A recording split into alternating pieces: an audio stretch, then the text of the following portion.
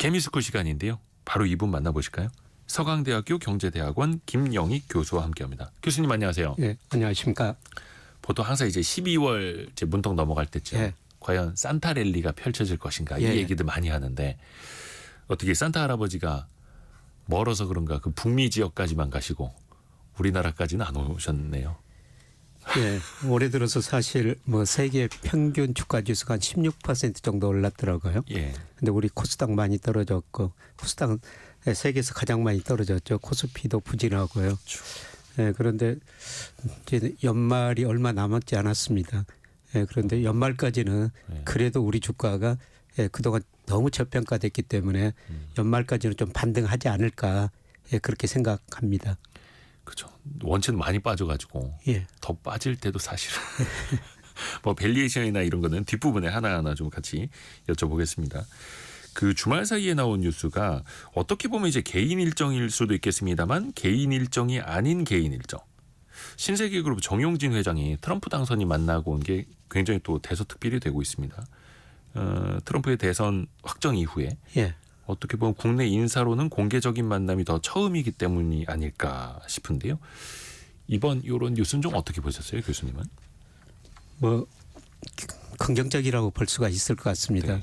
예, 그런데 왜 그 신세계 정 회장께서 미국을 방문했고 트럼프를 만날 수 있었을까? 과거 통계를 보니까 2013년에 예. 신세계 그룹 건설 관련 회사가 있지 않습니까? 예. 트럼프 타워 서울을 강남에다가 지었었더라고요. 아. 거기가 고급 주상 복합 아파트인데요. 네네네. 뭐 그게 2017년에 해제가 됐다는데 그때 인연이 있었던 것 같습니다. 그래서 이번에 정 회장이 트럼프 당선인의 장남 트럼프 주니어를 만났고 그다음에 트럼프 대통령 당선인하고도 한 10분에서 15분 동안 뭐 심도 깊은 이야기를 했다. 이런 이야기를 하고 있는데요. 그러면서 한국은 저력이 있다. 이런 이야기를 했다고 자세한 내용은 발표하지 않습니다만은 네. 사실 우리 저력이 있는 국가입니다. 그렇죠. 그래서 그런 이야기를 했고요. 이번에 저 외무차관이 지금 미국을 방문한다는 겁니다. 그죠. 외교부 차관이 이제 미국 방문해서 방문하는데 트럼프는 지금 만날 계획이 없다고 그러는데요. 민간인이 이렇게 만났다는 거는 어느 정도 좀 긍정적인 요인이라 볼 수가 있겠고요. 사실 트럼프가 이제 얼마 후에 취임하지 않습니까? 네. 그래서 우리나라한테 막 방위비, 그다음에 수익 관세 인상 이런 것들 많은 거 요구할 텐데요. 우리 정부가 지금 여기에 대응해야 될 텐데 그런 점도 없고 외무차관도 트럼프도 못 만나고 있다는데 이런 의미에서 그래도 우리 민간인이 트럼프 대통령 당선인을 만났다는 거는 그래도 긍정적이지 않은가 이렇게 생각이 됩니다. 어떻게 보면 이제 외교 당국에서 발빠르게 움직여야 되는데 사실 외교 당국보다 민간이 더 빠르기도 하고 또 그게 트럼프 당선인의 스타일이기도 하고요. 예. 1월 20일에 이제 취임을 하니까 그 전후로도 또 한번 챙겨봐야겠습니다. 또 취임식에 누가 초청이 되느냐도 나중에 또 중요하게 우리가 체크를 해봐야 되겠고요. 또 지난 주말에 나온 소식 중에 한 가지가 삼성전자가 이제 미국에서 받기로 한 투자의 대가로 받기로 한 보조금이 결정이 됐습니다. 우리 돈으로 6조 9천억 원, 7조 원이 조금 안 되는데요. 그런데 이것도 뭐 적지 않은 금액이긴 합니다만 지난 4월에 발표됐던 금액보다 한 26% 정도가 줄었다고 합니다. 이건 어떻게 봐야 됩니까? 우선 좀 그나마 다행이지 않나 생각됩니다. 사실 그 트럼프 대통령이 당선되면은 이 반도체 보조금을 없애겠다. 그랬었죠. 이런 이야기하고 그다음에 주는 것보다 훨씬 더 많이 투자를 해라. 이런 요구를 아마 할 것 같습니다. 그런데 삼성전자도 그 텍사스주 테일러시에 투자를 하게 되는데요. 당초 한 440억 달러 투자하기로 했는데 370억 달러로 좀 투자 규모를 줄인 것 같아요. 그만큼 뭐 삼성전자 내부적 사정도 있어가지고 줄였기 때문에 보조금도 뭐 좀 줄어든 게 아닌가 이렇게 생각이 됩니다. 그러나 저는 이게 지금 보조금 못 받고 트럼프 2기로 갔을 때 과연 이만큼 보조금이라도 받을 수 있을까 그런 측면에서는 좀 다행스러운 일이 아닌가 생각이 됩니다. 근데 이제 바이든 행정부도 뭔가 불확실성이 더 생기기 전에 본인들이 약속한 거는 지키고 가려고 했던 거고요. 예, 예. 근데 어떻게 보면은 하이닉스도 받았고 마이크론이라든지 뭐 TSMC라든지 뭐 미국, 타이완, 우리 기업들 다 원래대로 이제 받기로 한 대로 받은 예. 거니까 이게 뭐 더 호재가 된다거나 사실 그렇지는 않겠죠. 뭐 호재는 아닌데요. 그래도 뭐 다행이다. 다행이다 예, 예. 정도로만. 예. 참고로 오늘 삼성전자 주가는 53,900원으로 1.7% 이 시각 현재 오르고는 있습니다만 어떻게 보면 또 이제 5만 원에 턱걸이하고 있다. 이렇게 볼 수도 있을 테고요. 최근에 증권사들이 목표 주가를 계속 내려잡더라고요. 석 달 전에는 10만 원 조금 넘었었는데 평균 목표 주가가 이제는 82,000원 선으로 내려왔습니다. 예, FOM 가이드라는 그 금융정보업체가 있는데요. 거기서 이제 모아가지고 컨센서스를 내거든요. 네. 근데 거기 보면은 뭐 12월 22일 기준으로 삼성전자 목표 주가가 평균 82,000원 예, 이렇게 나타나 있습니다. 예, 그런데 뭐 계속 그 목표 주가를 낮추고 있는 이유는요. 예, 반도체 수출 증가세가 둔화되고 있죠. 그리고 최근에 메모리 가격도 하락하고 그다음에 삼성전자, 파운드리, 그다음에 HBM 이 기술 경쟁력에 조금 의구심 이런 것들이 많이 나왔지 않습니까? 그렇죠. 그다음에 삼성전자 문화에도 조금 부정적인 견해들이 나왔고요. 예, 그다음에 레거시 반도체에서는 중국 기업들이 추격하고 있다. 그렇죠. 이런 거 여러 가지 부정적인 데이터들이 나오면서 애널리스트들이 목표 주가를 계속 낮추고 있는 것 같습니다. 당장 이제 4분기 실적도 좀 잘 나와야 되는데 4분기 실적에 대한 눈높이도 낮아지는 거 아닙니까? 예, 그 FN가이드 컨센서스를 보니까요. 뭐 4분기 영업이익이 9조 한 2,800억. 물론 그 작년이 워낙 낮기 때문에 작년 4분기에 비해서는 229% 증가한다는 건데요.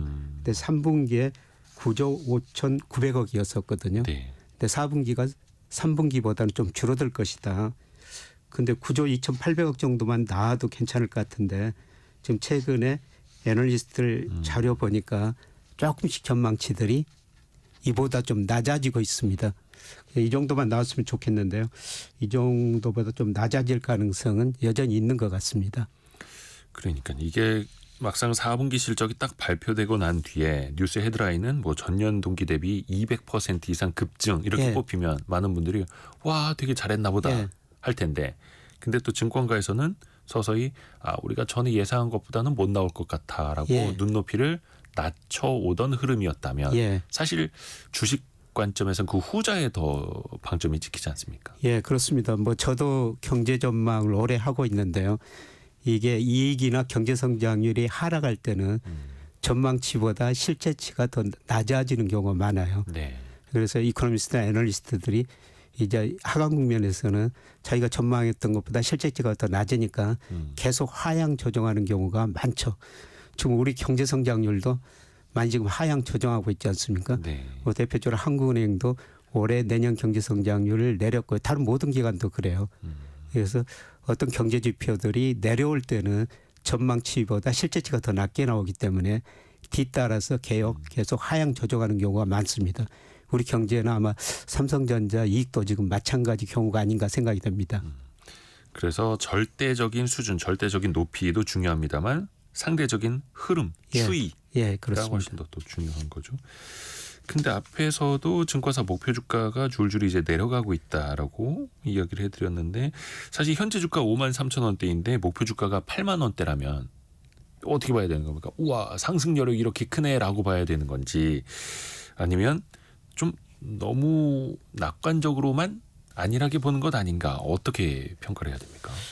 아직은 좀 낙관적인 것 같은데요. 근데 증권사가 삼성전자 담당 애널리스트들이 네. 보통 애널리스트들이 뭐 삼성전자 이익에 여러 가지 영향을 주는 요소를 고려해 가지고 보통 2년 후까지 매출액 영업이익을 전망하거든요. 네. 예, 거기에 따라 적정 주가를 추정하는데 보통 목표 주가라는 건 1년 후의 목표 주가예요.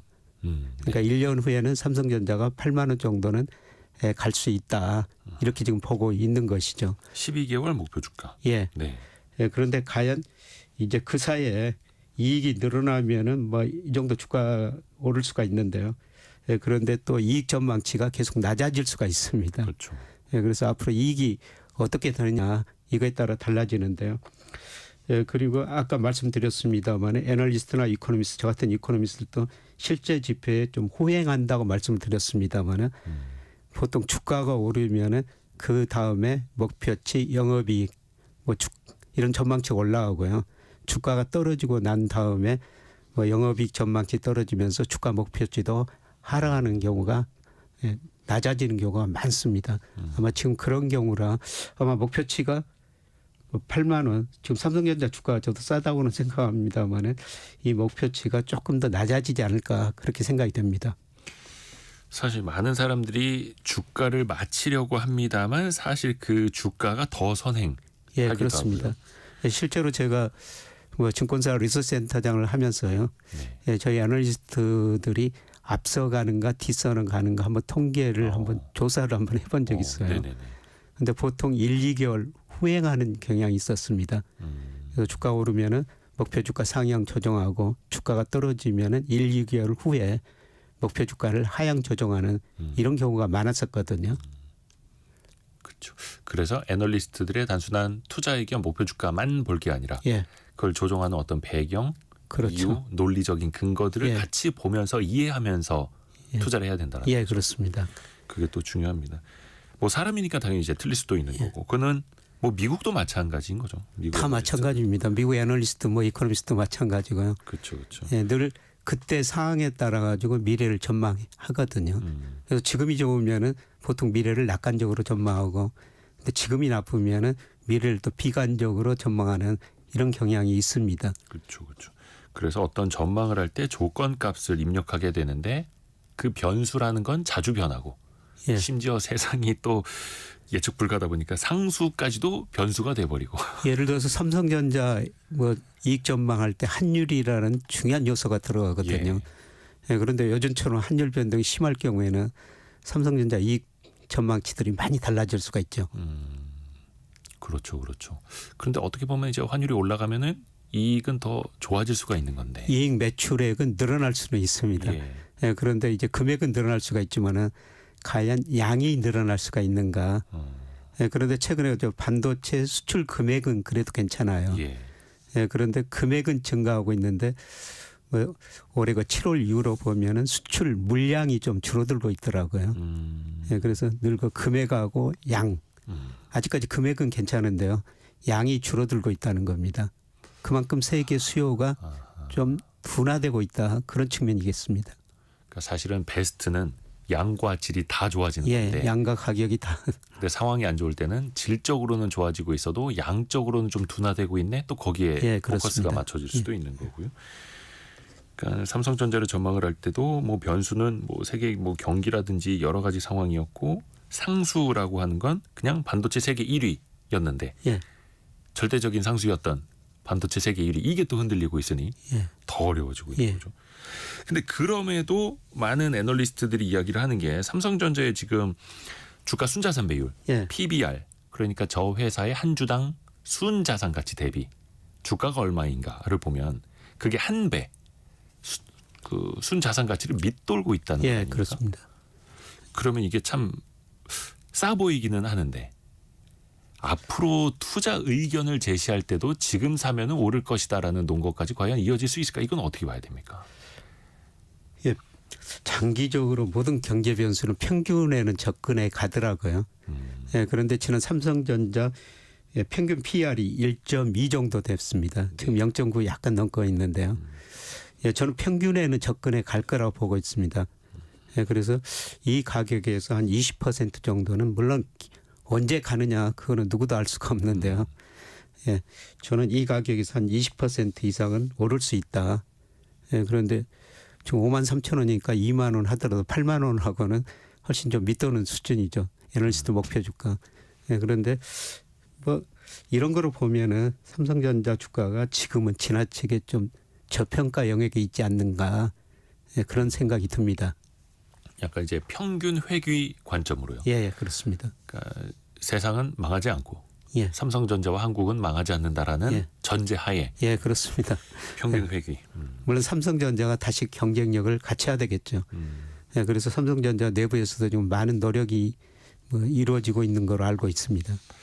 사실 과거 평균보다도 더 못한 가치를 평가받고 있다라는 건 현재 삼성전자의 상황이 과거에 삼성전자가 해왔던 것보다도 못하다라는 시장의 이제 채찍질이기도 예, 그렇습니다. 한데요. 예. 그 과연 이제 평균을 회귀할 수 있을지 한번 또 지켜봐야겠습니다. 그 평균 회귀 측면에서 이야기를 해보면 최근에 이제 코스피 같은 경우에 12개월 선행 이 추정치 대비로는 PER 주가 수익 비율이 한 8배 예, 그렇습니다. 정도까지라고 합니다. 이게 과거에는 밴드라고도 하는데 낮게는 8배에서 많게 12배 그 사이로 왔다 갔다 했었는데 예. 그 밸류에이션으로 지금 이제 하단에 있는 상황이에요. 예. PBR 주가 순자산 비율로도 지금 한 0.8 몇 배까지 내려와 있어서 거기 과거의 어떤 위기 상황 그 최하단까지 지금도 내려와 있다라고 예. 하지 않습니까? 예, 그렇습니다. 그러면 이거는 굉장히 싼 가격은 맞는 거죠. 예, 삼성전자뿐만 아니라 우리 코스피도 제가 보기에는 싸졌다 그렇게 보고 있습니다. 뭐 PBR 측면에서 PER 측면에서도 그렇고요. 예, 그다음에 오늘 우리 간세청에서 네. 12월 1일에서 20일까지 수출입 통계를 발표했더라고요. 그렇죠. 예, 그런데 전체 수출 증가보다는 실제로 저비일수를 고려하는 일평균 수출 금액이 더 중요한데요. 이게 전년 동기 대비 3.5% 증가했어요. 그래가지고 일평균 수출이 25억 2천만 달러인데요.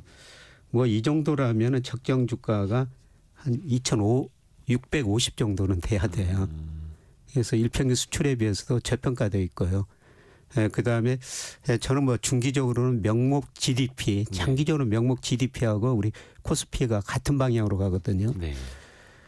현 주가 수준 보니까 한 25% 정도 우리 코스피가 저평가된 상황이 있어요. 그래서 PBR이나 뭐 일평균 수출 금액, 그다음에 명목 GDP, 그다음에 뭐 통화지표, 대표적인 통화지표가 M2라고 강의적 통화지표가 있는데요. 네. 그거에 비해서도 한 16% 정도 가소평가돼 있습니다. 과소평가. 예. 근데 사실 이게 뭐든지 이제 싼 건 싼 이유가 있다. 예, 싼 게 비지떡이다. 이런 표현을 코스피에다 대고 쓸 줄은 몰랐는데 그런 원인도 있습니다만 과거 평균, 명목 GDP, 일평균 수출 대비 PER 8배, PBR 0.9배 밑도는 이런 상황은 싸도 너무 저평가되어 예, 그렇습니다. 있다라는 거고 이제 어디에다 무게추를 더 두실지는 청취자 여러분이 또 직접 판단해 보시면 될 테고요. 그 비상계엄 이후에 주식시장 크게 흔들린 이후에 수급적으로 보면 국민연금을 비롯한 연기금이 굉장히 공격적으로 사고 있더라고요. 예. 이 현상은 좀 어떻게 보십니까? 우선 국민연금이 우리 주식을 살 수밖에 없는 것 같습니다. 예, 국민연금이 아직 8월 통계까지 공식적으로 발표했더라고요. 예, 그런데 국민연금이 1,138조 원 정도 금융자산을 운영하고 있습니다. 예, 그런데 국내 주식에 대한 151조, 비중이 13.2%입니다. 많이 낮은데요. 그런데 국민연금이 지난 5월에 뭐 자산 배분을 하면서 내년 주식 비중을 14.9%까지 국내 주식 비중을 올리겠다 이렇게 해놨거든요. 네네네. 예, 그런데 현재 13.2%니까 물론 내년 목표치입니다만 14.9%보다 낮다는 거죠. 그래서 우리 주가가 많이 떨어지다 보니까 우리 주식 비중이 떨어지니까요. 비중을 채우기 위해서 우리 주식을 살 수밖에 없는 상황이 아닌가. 이게 사실 요즘 웃프다는 표현을 하는데 예. 웃음이 나올 정도로 슬픈 그런 상황인 게 예. 국내 주가가 너무 많이 떨어지다 보니까 비중이 낮아져서 그렇습니다. 더 채워야 하는. 예. 근데 미국 쪽 주식 비중은 미국 주식이 원체 많이 오르다 보니까 비중이 높아지고 있는. 예. 그냥 가만히 있어도. 예, 그렇습니다. 그래서 미국 씁쓸합니다. 비중은 이제 줄이고 국민연금이 이게 비중을 정해놨거든요. 이제 미국 비중은 높아졌고 우리 비중은 줄어들었으니까 그 목표치를 채워야 되거든요. 그래서 우리 주식을 살 수밖에 없는 상황이 아닙니다. 그렇게 생각입니다. 그냥 가만히 내 지갑에 넣어놨는데 한쪽이 이제 쪼그라들고 예. 있어서 더 사야 하는. 예. 씁쓸합니다. 근데 이제 일각에서는 이제 왜 증시 방어 이야기로 연기금이 동원되는 것 아니냐, 혹은 연기금이 더 적극적으로 사야 된다 이런 이야기들도 엇갈리고 있더라고요. 뭐 그런 상황도 있는 것 같습니다만은 예. 예, 그렇다고 국민연금이 이렇게 목표 비중을 정해놨거든요. 뭐 이 목표 중에서는 펀드 매니저들이 나중에 책임이 있기 때문에 이 목표 비중을 크게 벗어나지는 않습니다. 예, 말씀드렸습니다만은 지금 비중이 낮아졌기 때문에 그 비중을 채우기 위해서 사는 거 아닌가. 예, 그게 우선인 것 같습니다. 그렇죠. 그래서 뭐 아무리 많이 사더라도 정해놓은 비중 14.9% 넘도록 살 수는 없는 거고요. 그렇습니다. 다만 이제 모자란 것을 사는 그런 과정. 근데 최근에 또 주가 원체 많이 떨어져서 싸졌기 때문에 예. 속된 말로 이제 줍줍할 수 있는 그런 상황인 거고요. 예, 사실 뭐 저도 2달 전에 저 국민연금 강의를 갔었거든요. 네네. 전주로요? 예, 네. 그래서 그런 말씀을 드렸었어요. 지금 미국 비중은 지나치게 높고 우리 비중은 예, 제가 보기에는 지나치게 낮다. 예, 그리고 주식이라는 건 비쌀 때 팔고 쌀 때 사는 게 주식 아니냐. 예, 미국 비중은 뭐 높아졌고 미국 주가가 많이 비싸졌다. 우리 주가는 싸졌다. 예, 그래서 내년에는 미국 비중 좀 줄이고 우리 비중 좀 늘리는 게 어떨까 이렇게 의견을 한번 제시하고 왔었습니다. 그러게요. 근데 또 지금은 싸게 살 수 있는 그런 가격대인 거는 또 맞는 거고요. 그 증시 안정 펀드라고 있지 않습니까? 예. 증안 펀드라고도 예. 하는데 시장이 많이 흔들리다 보니까 특히 이제 계엄령 이후에 예. 금융당국에서도 증권시장 안정 펀드를 가동할 예. 준비를 하겠다. 물론 이제 가동은 안 됐습니다. 예. 그 코로나 팬데믹 당시에도 실제 집행은 안 됐었죠. 예, 예. 그럼 도대체 이건 유니콘 같은 거냐? 어디 존재는 한다고는 하는데 누구도 본 사람은 없고 이 증안 펀드를 가동하는 거는 어떻게 보세요, 교수님은? 뭐 본격적으로 가동해야 된다고 생각합니다. 그리고 제가 89년 증권회사 들어온 이후로 그 증안 기금 이런 게 몇 번 조성이 된 적이 있었거든요. 네. 근데 가장 주가가 어려울 때, 쌀 때 예. 증안 펀드 조성이 돼가지고 또 주식을 샀었죠. 예, 그런데 지나고 보면은 그 기금이 나중에 그 주식에서 많은 돈을 벌어뒀다는 겁니다. 그러니까 증안 펀드를 가동할 정도 되면은 증시가 원체 많이 떨어져서 예. 싸진 상황이니까. 예. 그때 쌀 때 이제 증안 펀드 이런 것들이고 주식을 산 거죠. 근데 지나고 보면은 수익을 좀 많이 냈다는 겁니다. 그러니까 그 코로나 팬데믹 당시에도 증권시장 안정펀드가 가동이 돼서 그때 많이 샀다면 예. 또 돈도 많이 벌었을 그렇죠. 텐데 예. 결과적으로 당시에는 눈치만 보다가 증안 펀드는 집행이 안 예. 됐었잖아요. 예. 예. 이 증안 펀드라는 게 금융사에서 돈을 객출하고 예. 유관기관 돈도 이제 같이 모으는 거다 보니까 아무래도 그쪽의 경영자들 입장에서 좀 보수적으로 판단할 수밖에 없다 하더라고요. 예, 그렇습니다. 나중에 책임져야 될까 봐. 예. 근데 앞에서도 이야기를 하신 것처럼 저렴하게 살 수 있는 상황이기는 하다. 물론 이건 굉장히 장기적인 관점. 예, 장기적인 관점이죠. 예. 평균 회기가 앞에서도 이야기한 것처럼 작동한다라는 가정하에서 환율 이야기를 좀 해볼까? 오늘도 1,440원대 후반, 뭐 1,447원, 48원 나타내고 있던데요. 사실 이제 증시 반등을 위해서는 환율부터 좀 안정돼야 하는 선결 과제라고 해야 될까요? 그게 좀 있지 않습니까? 예. 환율이 안정돼야지 뭐 대표적으로 환율이 우리 경제력을 나타내는 대표적인 지표니까 네. 환율이 안정돼야지 외국인들도 우리가 자식을 사게 되겠죠. 네. 예, 그런데 아직도 환율이 상당히 좀 불안한 상황인 것 같습니다. 뭐 일부에서는 뭐 1,500원이 넘을 수도 있다. 네네. 이런 거 전망까지 나옵니다만은 예, 저는 그 정도까지 안 가리라고 보고 있는데요. 예, 그런데 한 가지 불안 요인은 남아 있는 것 같습니다. 네. 예, 트럼프 2기가 1월 20일부터 출범하는데요. 그렇죠. 예, 그런데 트럼프 대통령 당선자가 중국산 수입 상품의 관세를 60% 부과하겠다. 예, 그러면 중국이 대응하는 방향이 위안화를 일부 평가 절하시켜 버리는 거예요. 아하. 예, 그러면 우리 환율은 위안 환율하고 거의 같은 방향으로 움직이죠. 예, 그래서 아시아 통화가 좀 비슷하게 움직이니까요. 예, 그렇습니다. 예, 그게 앞으로 남은 것 가장 큰 환율 상승 리스크인 것 같습니다. 예, 그러나 트럼프가 과연 그 60% 관세를 부과할 것인가? 저는 협상용이 아닌가 그렇게 생각이 돼요. 예, 지난 트럼프 일기 때 예, 미국이 중국한테 많은 관세를 부과했지만은 오히려 미국의 대중 무역 적자는 늘어나 버렸습니다. 그 의미는 뭐냐면은 올마트에 중국산이 한 48%가 진열돼 있다고 그러는데요. 예. 예, 그거를 미국에서 생산할 수가 없는 것이죠. 그렇죠. 예. 예, 그리고 관세 올리면은 물가 오르고 예, 그렇기 때문에 아마 협상용이 아닌가 그렇게 생각합니다. 그런데 어떻든 예, 이제 트럼프가 중국에 얼마나 관세를 부과하고 중국이 어떻게 대응하는가 이게 이제 환율 우리 불안의 가장 큰 요인으로 남아 있는데요.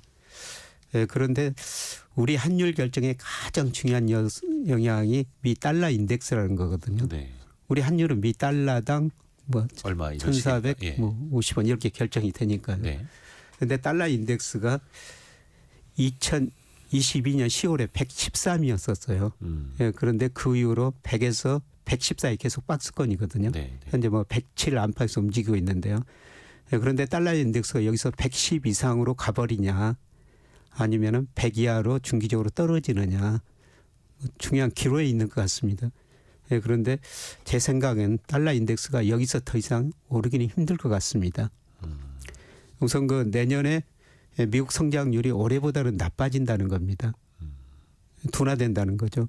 예, 그러면은 미국 물가 상승률이 낮아지고 미국 이번에 그 FOMC에서 금리를 2차례밖에 인하 안 하겠다. 네. 이런 식으로 이번에 수정했습니다만. 2025년 연간으로. 예예. 네. 예, 저는 더 내릴 수 있다고 보고 있고요. 예, 그다음에 세계 GDP에서 미국 비중하고 달러 인덱스하고 같은 방향으로 움직이거든요. 네네. 예, 그런데 IMF가 지난 10월에 그 세계 경제 전망을 하면서 미국 비중이 올해 세계 GDP에 차지하는 비중이 26.5%인데요. 2029년까지 25.4%로 정도는 크지 않지만 계속 하락한다는 겁니다. 비중이요. 예, 글로벌 GDP에서 차지하는 비중이. 예, 그 비중이 줄어들 때 달러 인덱스가 떨어졌거든요. 아하. 예, 그리고 미국은 부채가 너무 많습니다. 대순부채가 GDP 대비 한 78%, 정부 부채도 120%. 네네. 이런 거 대외 불균형이 심화됐고요. 그다음에 전 세계 중앙은행이 달러 보유 비중을 계속 축소하고 있어요.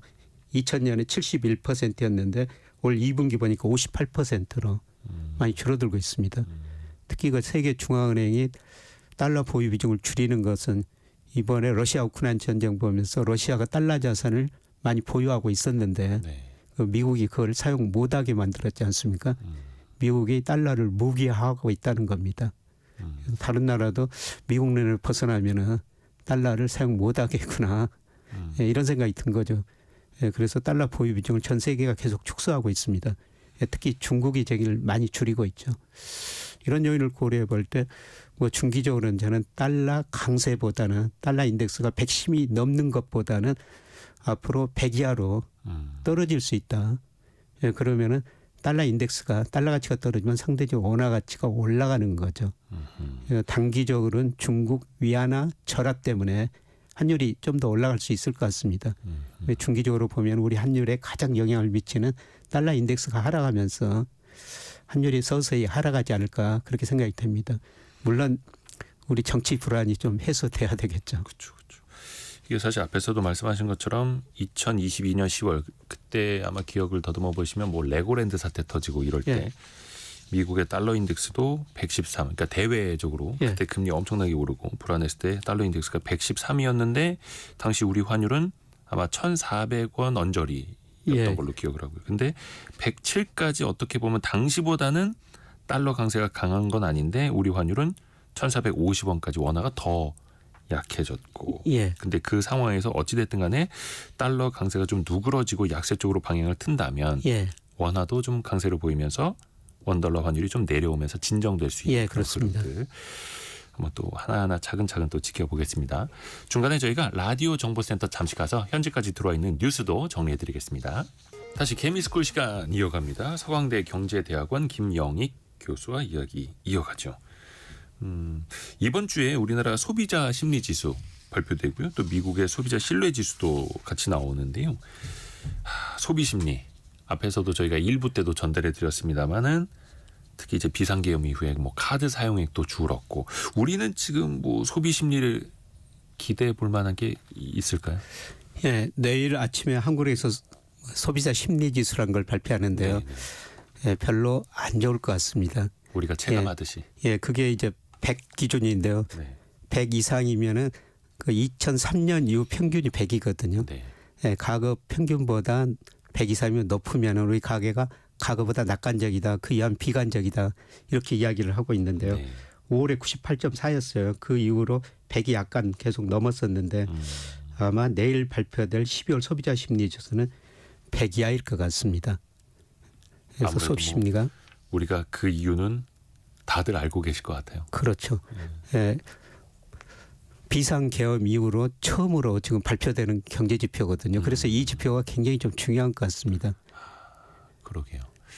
그리고 여기서 뭐 소비자 심리 지수뿐만 아니라 뭐 우리 소비자들이 가게가 느끼는 기대 인플레이션 이것도 좀 낮아질 것 같고요. 예, 그다음에 그 12개월 후에 주택 가격이 어떻게 될 거냐. 주택 가격 이것도 전망 같이 지수. 발표하거든요. 네. 예, 그런데 아마 좀 낮아졌을 것 같습니다. 전반적으로. 예, 예. 그런데 미국은 좋아요. 예, 미국은 컨퍼런스 보드라는 민간 단체에서 미국 소비자 신뢰 지수를 발표하는데요. 뭐 11월에 111.7이었었는데 네. 뭐 이달은 113 정도로 올라간다는 겁니다. 예, 그런데 미국 그 소비자 심리 지수 100하고 우리 그 소비자 심리 지수 100은 의미가 다릅니다. 네. 예, 우리는 과거 평균이 100이고요. 100 이상이면 좋다. 100이 하면 비관적이다. 그렇게 이야기하는데요. 네. 근데 미국 소비자 심리는 그냥 지수예요. 1985년이 100 기준입니다. 그래서 이 지수니까 아하. 올라가면은 소비 심리 지수가 좋아진다. 소비 심리가 개선된다. 떨어지면 나쁘다. 아하. 113 이달이 나올 거라고 예상하는데요. 우리 기준으로 보면은 뭐 굉장히 좋은 거죠. 예, 그런데 이건 그 지수라는 겁니다. 그래서 우리 지수하고 우리 소비 심리 지수하고 미국 소비 지수는 의미가 다르니까요. 조금 다르게 받아들여야 될 것 같습니다. 어떻든 미국은 지금 개선되는데 우리는 악화될 거라는 겁니다. 그런데 제가 소비 심리를 분석해 보니까 가장 상관계수가 높은 게 주가 지수예요. 코스피입니다. 네네. 미국은 S&P 500이에요. 아무래도 또 이제 미래를 내다보는 거다. 그렇죠. 보니까. 그래서 주가가 오르면 주식 가지고 계신 분들 긍정적으로 대답할 수가 있고요. 그다음에 주식 안 가지고 계신 분들도 주가가 오르면 좀 긍정적으로 생각하게 되죠. 아무래도 또 주가가 오르면 알게 모르게 소비 씀씀이가 좀 생기게 되죠. 예, 그렇습니다. 그래서 최근에 그 우리 주가가 12월 들어서 많이 떨어진 걸 보면은 역시 소비 심리 지수도 좀 떨어졌을 것이다. 이렇게 볼 수가 있죠. 우리의 소비 심리는 사실 전 국민이 지금 아마 체감을 하고 계실 것 같고요.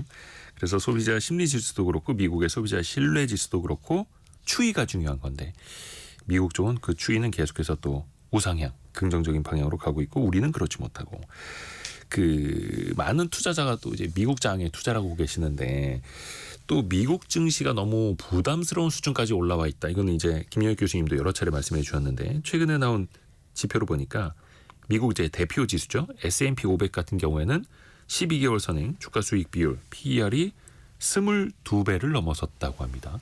이 정도면은 어느 정도나 조금 고평가되어 있다라고 볼 수 있는 거예요. 이게 이제 PER 기준이 다른데요. 뭐 지금 말씀하신 PER은 아마 12개월 그 이익 일반적인 PER인 것 같습니다. 네. 10년 평균이 한 18배 정도 됐습니다. 평균보다는 좀 높다고 그러고요. 예, 그다음에 실러 PER이라고 있어요. 로버트 네. 실러 엘더 교수가 만든 PER인데요. 네. 이거는 과거 10년 평균 경기 조정 수익률이라고 그러는데 과거 10년 이익을 물가를 조정해 가지고 PER 구한 거거든요. 이거는 예, 지난 주말 보니까 38이더라고요. 이게 장기 평균 17이에요. 예, 2배 굉장히 이상 예, 비싸다. 고평가됐죠. 예, 그리고 예, 미국 주가가 고평가됐냐 저평가됐냐 보는 게 하나가 S&P 500 배당 수익률이에요. 네네네. 예, 배당 수익률이 1.2%입니다. 그만큼 이제 뭐 배당을 줄인 게 아니라 주가가 많이 주가가 올랐기 많이 때문이라는 올랐던 거죠. 겁니다. 이게 장기 평균이 4.2%입니다. 예, 그리고 제가 미국의 명목 GDP에 비해서도 S&P 500이 한 25% 가대평가됐고요. 얼마 전에 골드만삭스 한 그 투자 전략가가 지난 10년간 미국의 S&P 500 상승률이 연평균 11%였거든요. 네네네. 그런데 앞으로 10년은 연평균 3% 정도에 그칠 것이다. 예, 그만큼 그 미국 주가가 현재는 고평가 영역에 있다. 이렇게 볼 수가 있을 것 같습니다. 예, 그런데 뭐 올해 들어서 우리 저 투자자들 정말 그 미국 주식을 많이 샀더라고요. 네. 최근 통계 보니까 97%가 미국 주식이라는 겁니다. 그러니까 해외 주식 중에서 97%가 해외 미국 주식. 예. 중국은 0.7%. 뭐 다른 나라는 거의 안 사고 전부 미국 주식만 산 거죠. 예, 그런데 저는 좀 우려되는 거는요. 이렇게 돈이 한쪽으로 쏠리면은 나중에 보면 또 부작용이 나타나더라고요. 예, 지금 지나치게 미국으로 쏠리고 있는 거 아닌가. 예, 이런 통계 보면서 그런 생각이 듭니다. 예. 그러니까 왜 휴먼 인디케이터라는 것도 있고 우리가 이제 커뮤니티나 카페나 식당 같은 데서 사람들이 어떤 이야기를 하고 있나 살짝 들어보면 예. 그때 가장 뜨거운 자산이 나타나지 예. 않습니까? 예. 근데 최근에 보면은 어유 뭐 미국 주식 얘기들 많이 하시고 예. 거기서 한국 증시 얘기하고 있으면 약간 이제 바보 취급당하고 있고. 요새 그런 분위기가 팽배해 있습니다. 근데 요거는 어느 정도 이제 많이 또 미국장으로 쏠려 있다라는 또 현상으로 우리가 볼 수 있는 거고요. 근데 이제 미국 증시 좀 밸류에이션이라고 하는 어떤 뭐 가치 평가 지표가 많이 이제 고평가되어 있다라는 평가들은 나오고 있습니다만 또 반대편에서는 그만큼 실적 증가세도 탄탄하고 생산성, 효율성을 향상시키면서 기업들이 훨씬 더 그 고평가 받을 수 있는 영역으로 가고 있다. 또 이렇게 또 반론을 하더라고요. 뭐 그렇게 주장하신 분들도 많이 있는 것 같습니다. 사실 그 엔비디아나 테슬라 보면은 최근에 그 많이 올랐어도 과거 평균 PR보다는 좀 낮더라고요. 예, 그런데 물론 그 애플가나 마이크로소프트 이런 회사들은 또 과거 평균보다는 PR이 훨씬 높습니다. 종목별로 좀 차이가 있는데요. 예, 그런데 전반적으로 앞서 말씀드렸습니다마는 S&P PER이나 배당 수익률 이런 거 보면은 지나치게 높은 수준에 있지 않는가, 전반적으로 높은 수준에 있다고 저는 판단하고 있습니다. 그래서 그럴까요? 그 워런 버핏이 이끄는 버크셔 해서웨이 최근에 뭐 애플 비중마저도 줄이고 현금성 자산을 굉장히 많이 늘리고 있지 않습니까? 예. 그리고 또 채권 쪽으로 또 비중을 늘리고 있고 이 흐름은 어떻게 보고 계세요? 예, 9월 기준인데요. 채권 투자가 3,040억 달러, 주식이 2,716억 달러. 네. 2000년대 IT 거품이 붕괴됐죠. 그 이후로 여기서 그 채권이 주식보다 많은 거는 처음이라는 겁니다. 그러니까 버핏은 안전자산 쪽으로 옮기고 있다. 예. 예. 아까 그 미국 주식 배당 수익률이 1.2%로 말씀드렸는데요. 네네네. 지금 단기 채권을 많이 사고 있다고 그러는데 예를 들어서 단기 채권인 3개월짜리 수익률이 4.3%입니다. 예, 그다음에 6개월짜리가 뭐 4.3%. 뭐 저라도 이런 거 지켜보면은 배당 수익률 1.2%보다는 채권을 사고 싶은 생각이 듭니다. 그러니까 버핏은 이제 현금 흐름도 중시하는 사람이기 때문에 기대할 수 있는 배당 수익률이 1.2%밖에 안 되는데 나라가 망하지 않으면 갚아주는 채권이 4% 이상을 준다고? 그러면 채권이 이런 식으로 간다는 거죠. 그렇죠. 예. 물론 이거는 이제 버핏의 방식이고 또 사람마다 또 생각이 또 다를 수는 있습니다. 근데 이제 미국 시장이 조금 이제 주식 기준으로 비싼 거는 알겠는데 그러면 미국 시장에 만약에 조정을 받게 되면 값싼 한국 증시는 오를 거냐? 괜히 지난주 후반에도 우리가 봤습니다만 미국 시장 조정받으면 한국 시장은 더 떨어지는 것 아니에요? 이런 또 불안감도 있거든요. 예, 제가 2주 전에 그 애국계 아이비들 이코노미스트라고 모임이 있거든요. 그 모임에 참석했는데 다들 좀 고민이 많더라고요. 다들 미국 주가는 고평가다. 한국 주가는 저평가다. 예, 그런데 그냥 함부로 미국 주식 비중 줄이라고 말을 할 수 있는 상황이 아니다. 미국 주가 너무 많이 올랐기 때문에. 그렇죠. 예, 그러면서 좀 조심스럽게 접근을 하던데요. 예, 그런데 공통적인 의견은 이제 언제 외국인들이 한국 주식을 사느냐 두 가지 조건이라는 겁니다. 미국 주가가 어느 정도 조정을 보였을 때 예, 그리고 우리 원달러 환율이 고점을 치고 언제 고점을 치고 떨어질지는 모르겠습니다만 원달러 환율이 안정될 때 예, 그때 이제 외국인들이 우리 주식을 살 거라는 거죠. 네. 뭐 제 생각에는 그게 내년 뭐 아마 1분기 말 2분기 가면서 그런 현상이 벌어지지 않을까 생각이 됩니다. 원달러 환율이 좀 앞에서 말씀하신 것처럼 안정을 찾아야 되는 거고 예. 근데 미국 시장도 이제 조정이라고 표현하셨습니다만 더 올라갈 자리가 보이지 않을 때 예, 그렇습니다. 두리번 거리다가 어디가 싼 거야? 야 저기 한국 주식 저기 줍줍할 수 있겠는데? 라는 이야기가 나올 수 있는. 예. 근데 실질적으로 운용을 하는 사람들 입장에서는 되게 고민이 되는 거네요. 인지 부조화. 그렇죠. 미국 시장 비싼 건 알겠는데 계속 비싸지고 있고. 예, 계속 오르니까 미국 주시장을 지금 함부로 줄일 수가 없는 거죠. 줄이라고 말하기도 힘들고요. 거기에서 용감하게 내가 먼저 팔겠소라고 하기도 힘든 거고요. 예. 또 용감하게 내가 먼저 한국 주식을 사겠소라고 하기도 힘든 거고요. 예, 그렇습니다. 그런 상황입니다. 아이고, 그래 인지 부조화가 있을 수밖에 없는 그런 상황이네. 이거는 아마 뭐 해외 펀드 매니저뿐만 아니라 국내 개인 투자자들도 아마 마찬가지일 것 같아요. 예, 다 같은 생각을 하고 있는데 뭐 계속 미국 주가가 많이 오르다 보니까 미국 주식 비중 줄이란 말을 누구도 지금 함부로 지금 말하고 있지는 못하고 있는 상황입니다. 김영익 교수님만이 그런 말씀해주고 계시고 저희가 일부에서도요 채권 투자 방법을 좀 이야기를 했었거든요. 최근에 또 개인 투자자들도 미국 채권 많이 또 관심 갖는다고 하고요. 근데 최근에 보면은 채권형 ETF도 좀 투자 손실이 많이 났다고 합니다. 예. 특히 저 미국 채권 사신 분들이 좀 최근 손실을 보셨을 거예요. 근데 9월 16일 날 보니까 미국 10년 국채수익이 3.62%였는데요. 네. 근데 지난주 4.56%까지 거의 1% 포인트 가량 올라 버렸거든요. 그러니까 미국 그 기준 금리도 예상보다 좀 덜 낮춘다고 하니까 예. 시장 금리가 깜짝 놀라서 예. 튀어버린 거죠. 특히 그 트럼프 대통령 당선 전후에 관세를 부과하면 미국 물가가 오를 것이다. 물가가 오르면은 연준이 금리를 별로 못 내릴 것이다. 예. 예, 그래서 미국 채권 사신 분들은 많이 그 손해를 보셨는데요. 예, 그런데 4.56% 이거는 미국 경제력에 비해서 지나치게 높은 것 같습니다. 내년에 그 미국 경제 성장률이 2% 이하일 거거든요. 네. 예, 그리고 물가 상승률도 근원 물가 상승률 개인 소비 지출 물가 상승률 2% 아마 초반대일 거예요. 네. 그렇게 고려하면은 4.56%는 너무 높다는 겁니다.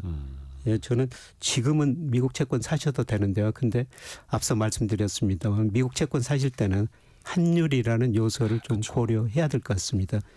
예, 그래서 여러 가지 저 고민하니까 제가 뭐 작년부터 채권 사시라고 정말 많은 말씀을 드렸습니다만은 그냥 고민하지 마시고 우리 국채 예, 금리가 떨어질 때는 만기가 긴 채권 가격이 많이 오르니까 우리 국채 뭐 30년짜리 20년짜리 이런 걸 사십시오. 이런 말씀을 드렸습니다만 사실 우리 금리는 많이 떨어졌고 채권 가격이 많이 올랐죠. 예, 그래서 여기서 좀 조정을 보이고 좀 상승할 것 같습니다만 그래도 장기적으로 보면은 우리 금리가 미국 금리보다 더 낮아질 것 같습니다. 왜냐하면 금리를 결정하는 가장 중요한 요소가 잠재 성장률, 경제 성장률이거든요. 그렇죠. 예, 그런데 지난주 한국은행이 발표를 했습니다만 우리 잠재 성장률 앞으로 5년 1.8%라는 겁니다. 미국은 2%가 넘어요. 그래서 우리 금리가 미국 금리보다 구조적으로 낮아질 수밖에 없는 상황입니다.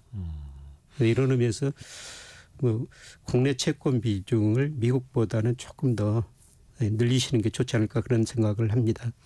이게 참 경기가 안 좋을 때 채권이고 상대적으로 더 안 좋은 곳에 채권 투자 자금이 몰린다라는 건데 그게 또 한국이라는 건 되게 또 씁쓸한 이야기이기도 합니다. 김영익 교수와 함께했습니다. 고맙습니다. 네, 고맙습니다. 성공예감 이대호입니다. 1부, 2부 모두 마칠 시간이고요. 내일 아침 9시 5분에 다시 찾아뵙겠습니다. 성공예감은 오늘도 여러분을 응원합니다.